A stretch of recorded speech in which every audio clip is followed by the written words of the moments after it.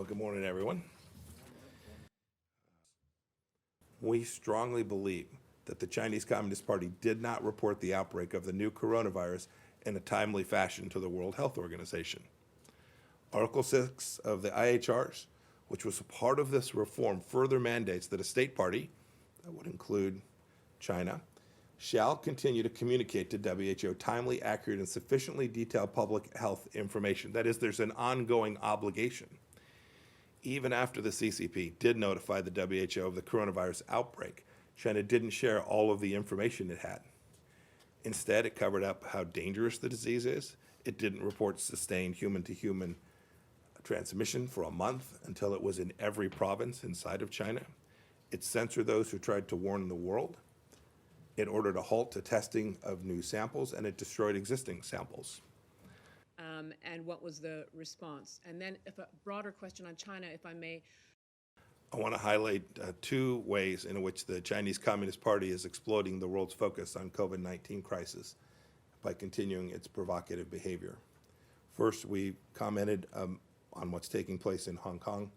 We're amidst increased efforts by Beijing to erode autonomy. Law enforcement authorities have arrested pro-democracy activists, including 81-year-old Martin Lee.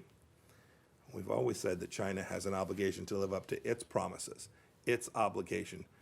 So I was speaking about the virus earlier, to live up to the rules that it put in place and it signed off on. We'd ask them to continue to do that here. You've also seen that the Chinese Communist Party is exerting military pressure on Taiwan and coercing its neighbors in the South China Sea, even going so far as to sink a Vietnamese fishing vessel. The United States strongly opposes China's bullying. We hope other nations will hold them to account too. China, there are millions of PPE items stuck in China. The good news is we have seen China provide those resources. Sometimes they're from U.S. companies that are there in China, but we've had success. The Vice President and his team have talked about the air bridge that has delivered products to the American people from China.